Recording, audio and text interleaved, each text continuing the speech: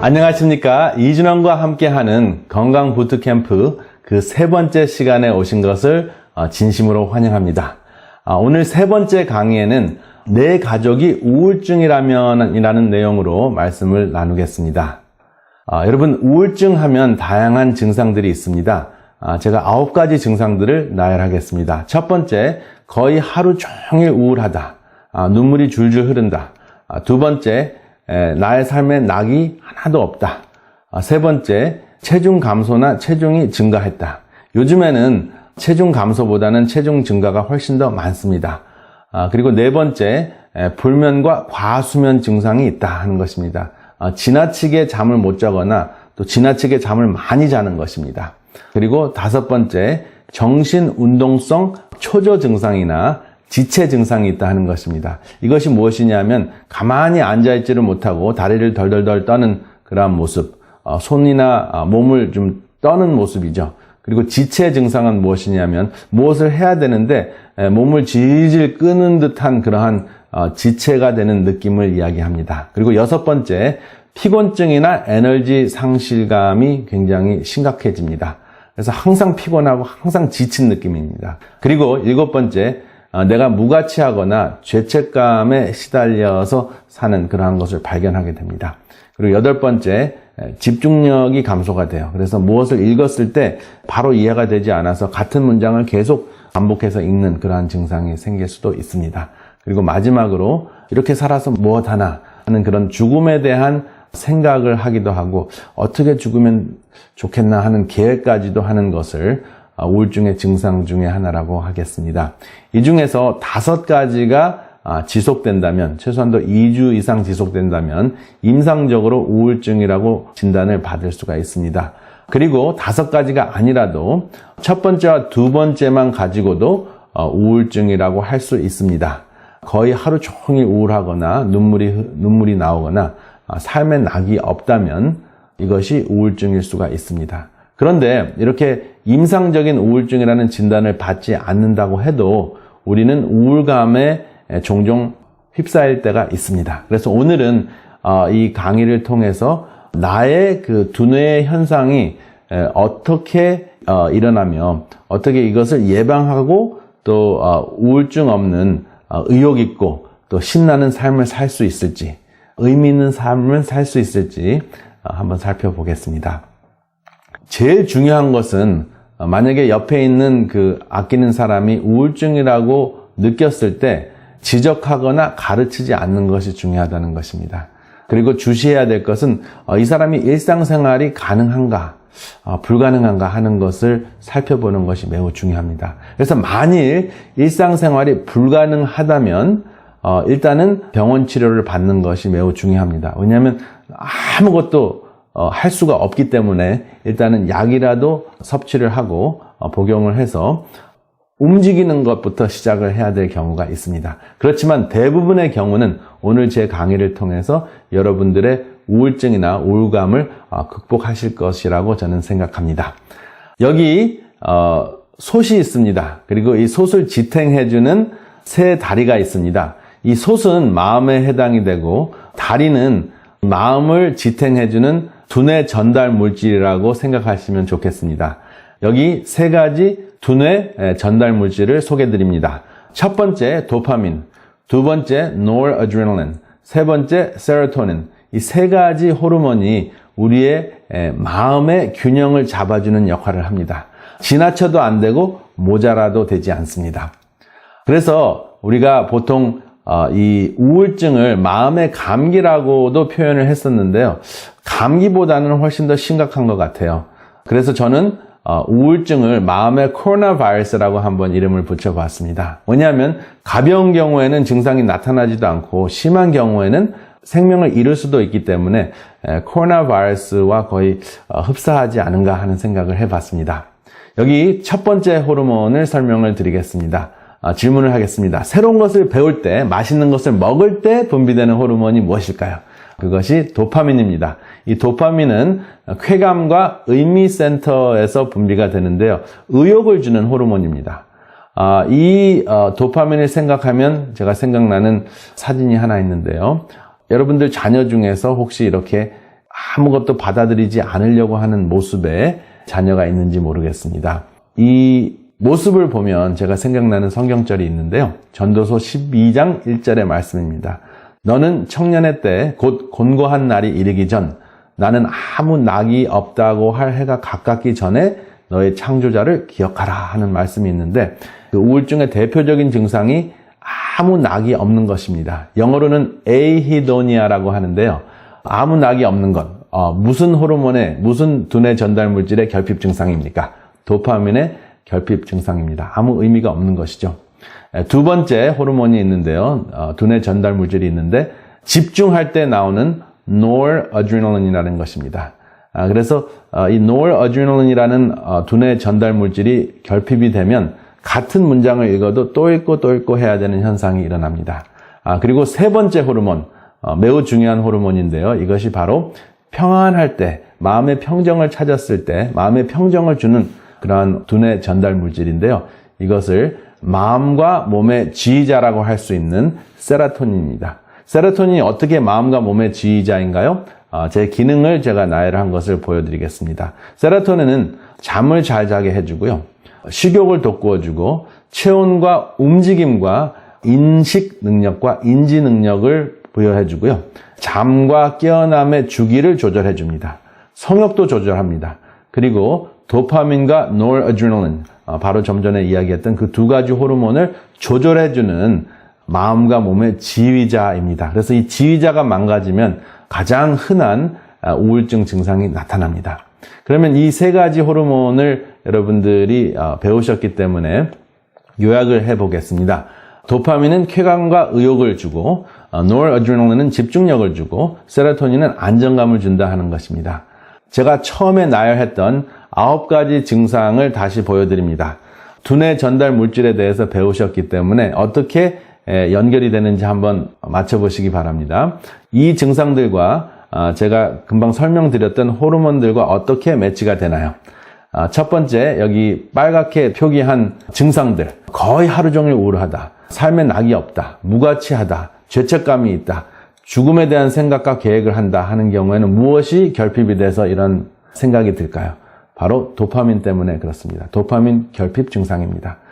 그리고 두 번째는 체중 감소나 증가, 불면과 과수면, 정신 운동성 초조나 지체 증상이 있다 했을 경우에는 세로토닌이 부족해서 그렇습니다. 그렇지만 사실은 이 세로토닌이 도파민을 조절해 주기 때문에 딱 요 세 가지뿐만 아니라 다른 것과도 관련이 돼 있다 하는 것을 염두에 두시기 바랍니다.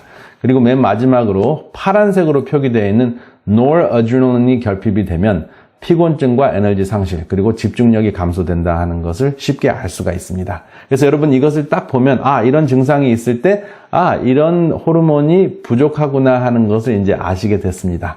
그러면 이런 호르몬이 부족한 것을 채우는 방법들을 여러분들이 터득하시면 우울증을 극복하실 수 있겠죠.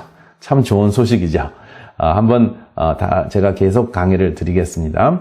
여기 그 세 가지 호르몬 외로 우리의 삶을 더 풍요롭게 하는 호르몬이 또 있는데요. 한번 맞춰보시기 바랍니다. 나누어 줄 때 나오는 호르몬이 무엇일까요?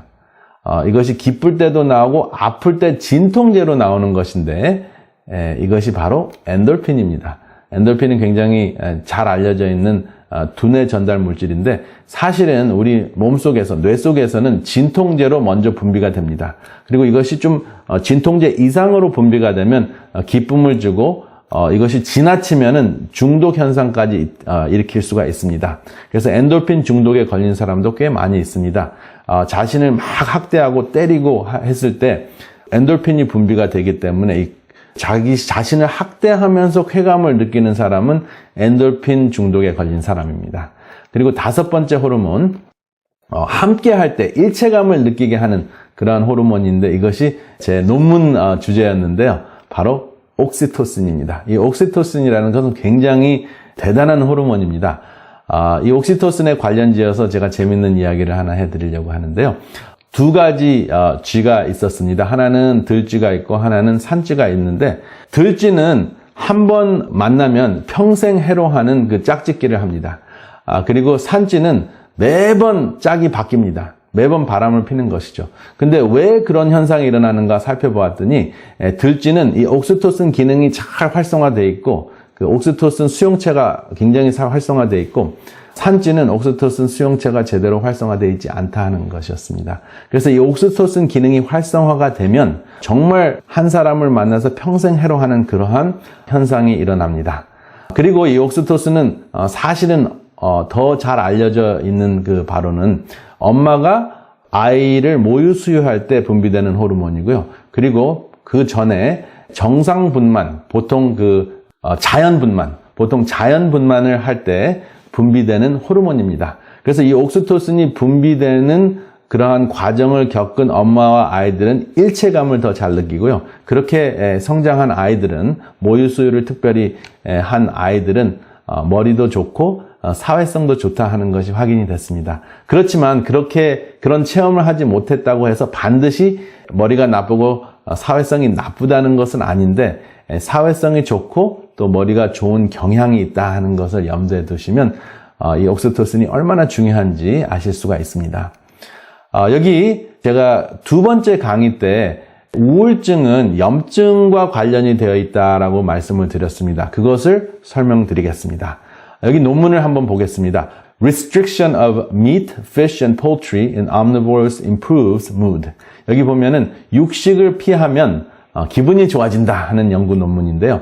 육식과 우울증과 관련된 논문입니다. 그리고 어떻게 그러면 염증이 우울증을 일으킬 수 있을까 하는 그 내용을 설명을 드리려고 합니다. 여러분 갈비 좋아하시죠? 그리고 또 불고기 좋아하시는데요.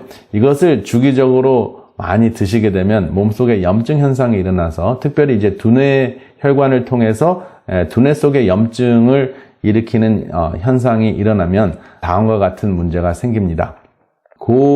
설명을 드리기 전에 여기 베이컨 사진 나와서 추가적으로 말씀을 드리겠습니다.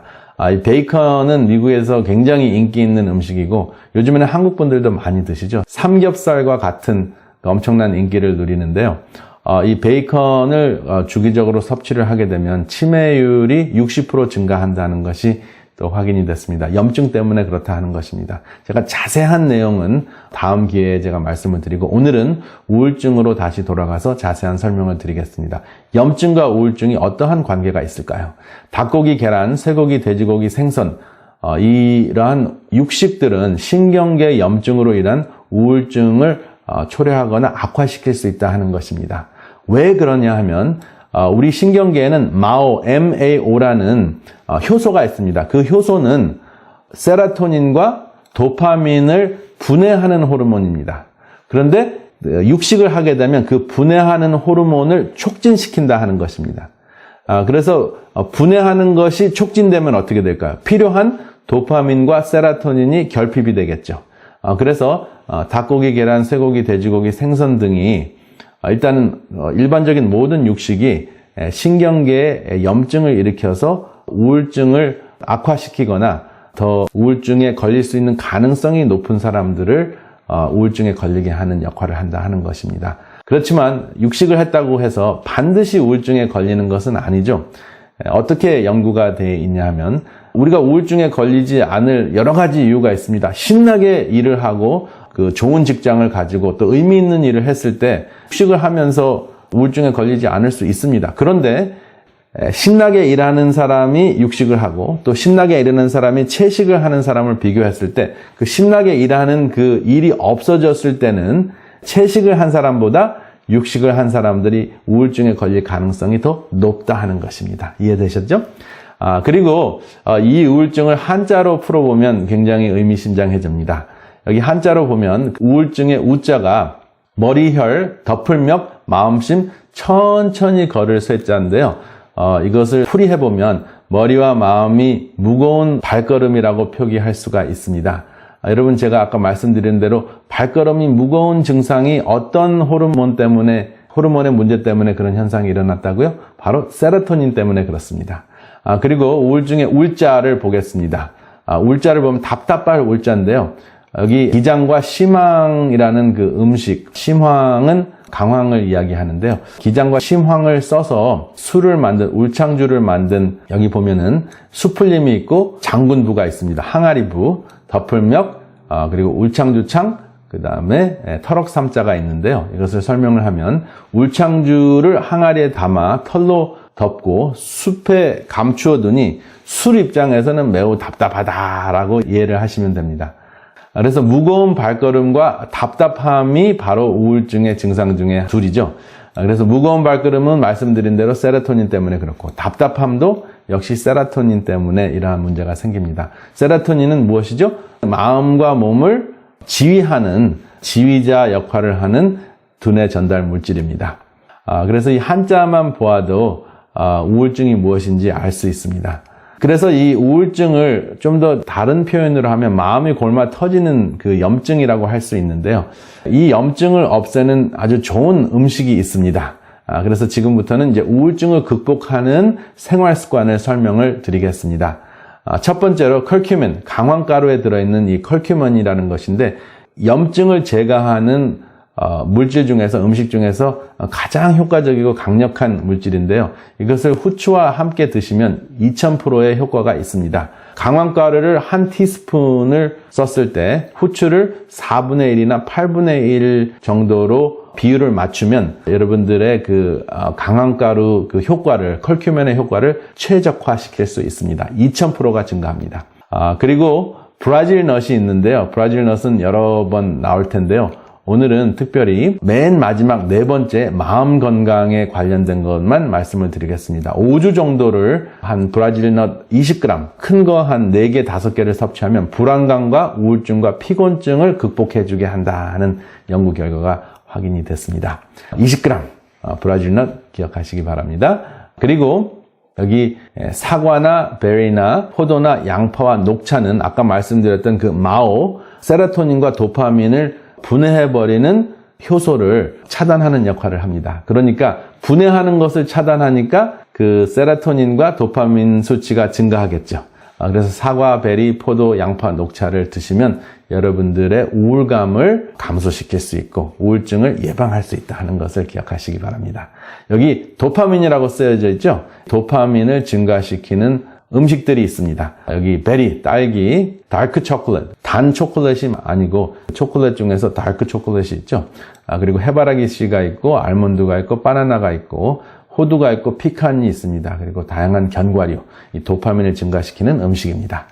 그리고 여기 타이로신이라고 써 있는데 이것은 노르아드레날린을 증가시키는 음식인데요.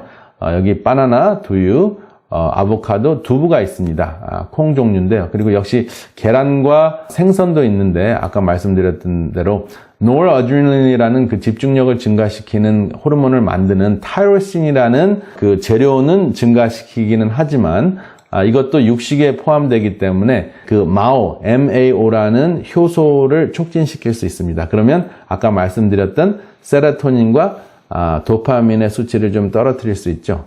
그래서 집중은 되는데 안정감이 없습니다. 그러면 덜덜덜 떠는 거죠.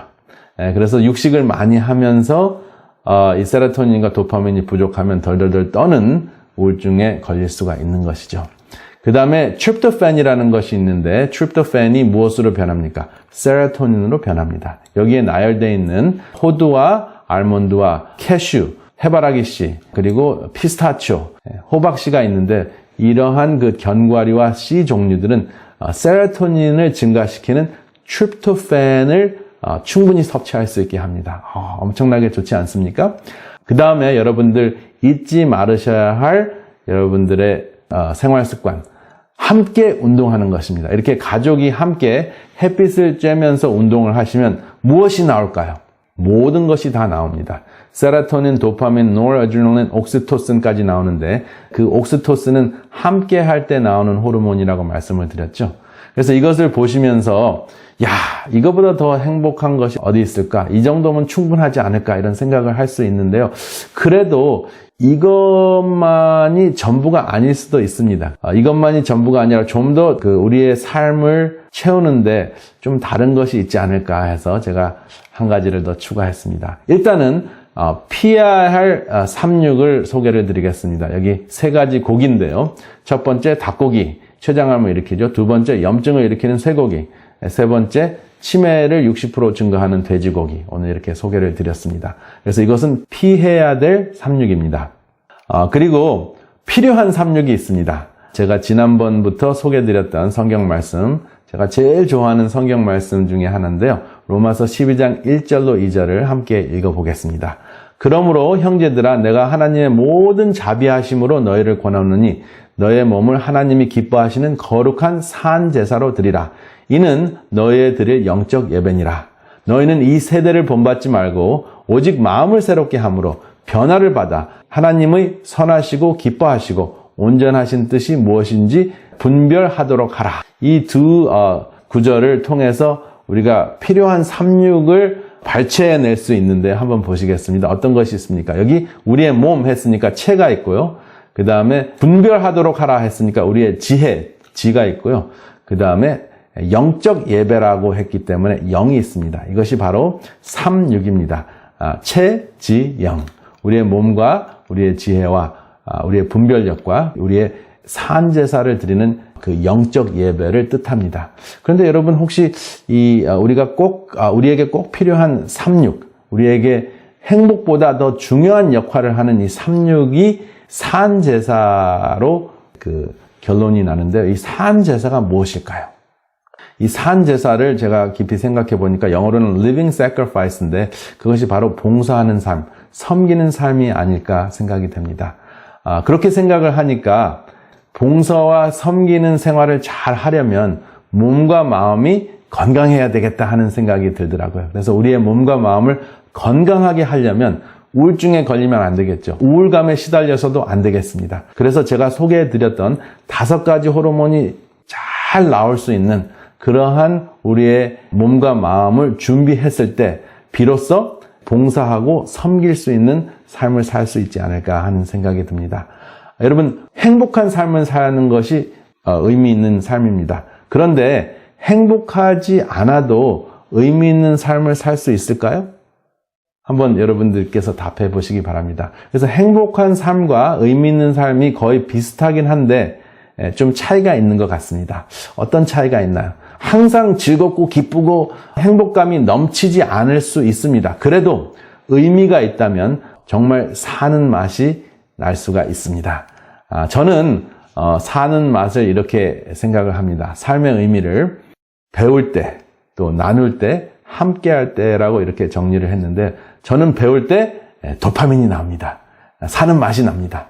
그리고 나눌 때는 엔돌핀이 나옵니다. 정말 행복합니다. 그리고 함께할 때는 모든 호르몬, 옥시토신과 다른 호르몬들이 나옵니다.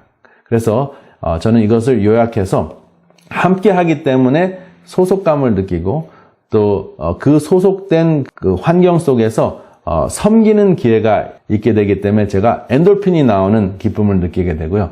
그리고 섬기려면은 제가 성장해 있을 때 섬길 수 있잖아요. 그래서 소속감과 섬김과 성장이 항상 체험되기 때문에 배우고 나누고 함께하는 것을 제 삶의 의미로 둡니다. 이것이 굉장히 힘들고 즐겁지만은 않을 수도 있습니다. 그렇지만 행복감이 느껴지지 않을 때라도 삶의 의미는 제가 잃어본 적이 단 한 번도 없습니다. 여러분 한번 배우고 나누고 함께하는 경험을 해보시는 것은 어떠신지요? 여기 로마서 12장 16절 말씀을 제가 나누고자 하는데요. 말씀을 보면 서로 마음을 같이 하며 높은 데 마음을 두지 말고 도리어 낮은 데 처하며 스스로 지혜 있는 채 말라. 내 원수가 줄이거든 먹이고 목마르거든 마시오라. 그리함으로 내가 숯불을 그의 머리에 쌓아 놓으리라. 악에게 지지 말고 선으로 악을 이기라. 여러분 행복하고 의미 있는 삶을 산다고는 하지만 간혹가다 또 종종 나와 마음이 안 맞고 또 왼수 같은 사람들이 주위에 있을 수도 있습니다. 그럴 때 이 말씀을 보면서 저는 굉장한 힘을 얻습니다. 여기 마음을 같이 하라고 이야기를 했습니다. 그래서 여러분들과 제가 마음을 같이 하는 그 함께함을 통해서 힘이 생기면 왼수 같은 사람과의 관계에 있어서도 쓰러지지 않고 견딜 수 있다 하는 것으로 저는 와닿습니다. 그래서 이것을 생각하면서 하나됨이 다음과 같은 힘을 주지 않는가 하는 생각이 드는데요. 제가 참 좋아하는 표현이 있습니다. 높은 곳으로 솟아오르는 분수보다 낮은 곳으로 추락하는 폭포가 되라. 폭포가 되자 하는 말 참 좋지 않습니까? 높은 데 마음을 두지 말고 도리어 낮은 데 처하며 하는 것과 일맥상통하는 글인데요. 낮은 곳으로 추락하면 그 힘이 굉장히 강력해집니다. 그렇기 때문에 낮은 곳으로 가려고 하면 왼수 같은 사람이 있어도 섬길 수 있는 그러한 힘이, 그러한 내공이 쌓이지 않을까 하는 생각을 해봅니다. 그래서 여러분, 아무쪼록 오늘은 특별히 마음을 다스리는 법을 나누어 보았습니다. 거기서 가장 중요한 것은 하나됨, 함께 하는 것이라고 여러분들에게 소개를 드립니다.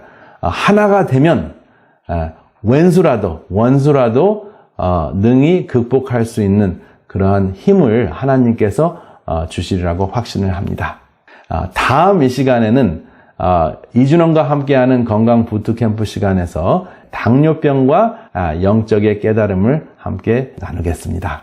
오늘 강의를 좀 더 잘 이해하기 위해서, 확실하게 삶에 적용하기 위해서 질문 몇 가지를 준비해 보았습니다. 저도 그 질문에 대한 답을 하고 삶의 실천으로 옮기려고 합니다. 여기 복습을 위한 숙론의 주제들이 있습니다. 첫 번째, 우울증의 대표적인 증상 2가지를 설명하세요. 한번 나누시면서 설명해 보시기 바랍니다. 두 번째, 우울증에 관련된 두뇌 전달 물질 3가지를 설명해 보세요. 그리고 세 번째, 삶의 의미를 주는 호르몬 3가지를 설명해 보세요. 우울증을 극복하게 하는 호르몬과 삶의 의미를 주는 호르몬이 좀 중복되는 것도 있지만 삶의 의미를 주는 것에 대해서 제가 좀 다르게 설명을 했습니다. 네 번째, 염증과 우울증의 관계를 설명하세요. 그리고 5번째, 우울증을 예방할 수 있는 음식 3가지를 설명하시기 바랍니다. 그래서 이 3가지를 설명하시면서 이웃과 나눌 수 있는 것도 한번 염두에 두시기 바랍니다. 그리고 6번째, 행복한 것보다 더 중요한 것이 있다면 무엇일까요? 그리고 7번째, 왼수 같은 사람에게 스트레스를 안 받을 수 있는 좋은 생각이나 습관을 한번 나누어 보세요. 그래서 이 7가지를 나누면서 오늘 배웠던 내용들을 삶에 실천하시면서 영육간에 강건한 여러분들과 제가 되시기를 이 시간에 간절히 바랍니다. 다음 이 시간까지 안녕히 계십시오.